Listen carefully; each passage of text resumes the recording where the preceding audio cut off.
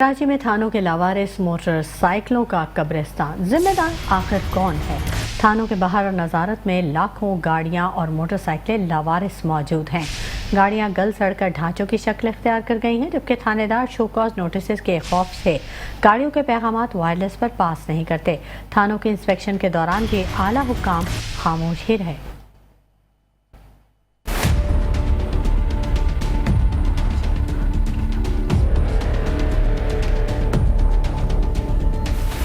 कराची शहर में आप किसी भी थाने में चले जाएं तो आपको थानों के बाहर इसकी छत पर या थाने के अंदर मोटरसाइकिलों का कब्रिस्तान मिलेगा, जहां ढांचों की सूरत में ये रखी होती हैं। डिस्ट्रिक्ट सेंट्रल की बात की जाए तो पुलिस सोसाइटी सरजानी की तरफ गाड़ियों का कब्रिस्तान है। शाहराह फैसल थाने चले जाएं तो इसकी छत पर सैकड़ों गाड़ियां ढांचों की सूरत में मौजूद हैं। सोजल बाजार थाने के बाहर पुलिस लाइन के सामने मोटरसाइकिलों का कब्रिस्तान सड़क पर ही मौजूद है।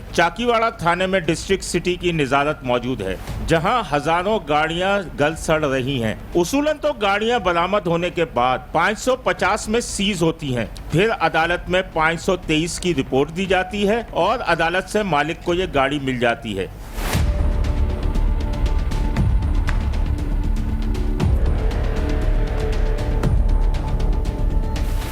ये गाड़ियां मालकान तक क्यों नहीं पहुंच पाती, ये एक सवालिया निशान है। इसका जिम्मेदार कौन है? अगर थाना चाहे तो लावारिस गाड़ी के मालिक को ढूंढना कोई मसला नहीं। एक्साइज से रिकॉर्ड निकल जाता है या फिर मोटरसाइकिलों के शोरूम और कंपनी से भी खरीदार का रिकॉर्ड हासिल किया जा सकता है। शनाख्ती कार्ड के जरिए तलाश ऐप से भी मालिक का फोन नंबर ढूंढा जा सकता है, लेकिन ये काम करे कौन और क्यों, ये एक बहुत बड़ा सवाल है। जराए का कहना है कि जिन इलाकों से गाड़ियां या मोटरसाइकिलें चोरी होती हैं तो इनका मैसेज वायरलेस पर पास किया जाता है, जिसके बाद एसएसपीज इनको 20-20 शोकाज नोटिस जारी कर देते हैं। डीआईजीज अलहदा सजा दे देते हैं। इस खौफ से अब जिन इलाकों से 6 गाड़ियां चोरी हो रही हैं, वो थाना सिर्फ एक गाड़ी का मैसेज पास करता है। इस तरह हर थाने की यही सूरत हाल है। फिर जब वो मोटरसाइकिल या गाड़ी बरामद होती है तो इसको चेक किया जाता है, तो मैसेज पास न होने की वजह से वो क्राइम से क्लियर होती है। फिर इस मोटरसाइकिल या गाड़ी के मालिकान को ढूंढने के बजाय इसको पुलिस अफसरान और एहलकार अपने इस्तेमाल में रख लेते हैं, या फिर उसके पुर्जे निकाल कर इस गाड़ी को उसके कब्रिस्तान में ढांचे की सूरत में दफन कर देते हैं। पहले हेड मोहर बरामद होने वाली गाड़ियां निजारत में जमा कराते थे,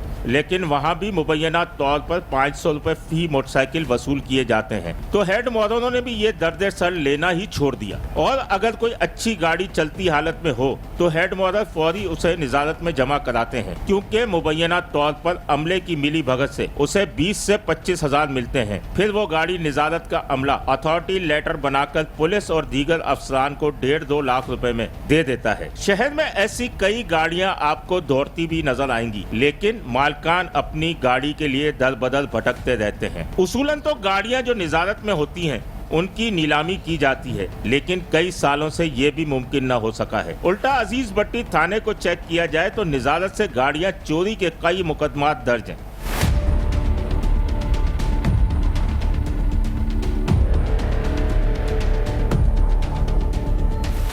जो नशे के आदी अफराद ले जाते हैं या फिर इसमें पुरस्कार तौर पर आग लग जाती है। आला हुक्काम भी साल में 2 मरतबा जो थानों का इंस्पेक्शन करते हैं, वो भी सिर्फ संतरी की ड्यूटी, सफाई सुथराई और रजिस्टर चेक करने तक महदूद रहते हैं, और इस बारे में इनकी भी खामोशी मानी खेज है। इस जिम्न में आईजी सिंध गुलाम नबी मेमन और एडिशनल आईजी कराची जावेद ओडो को पॉलिसी मुरतब करनी चाहिए, ताकि मुतासरा शहरियों के आंसू पहुँच जाए और उनकी चीज उन तक पहुँच सके। Sameer Qureshi, metro 1 news, Karachi.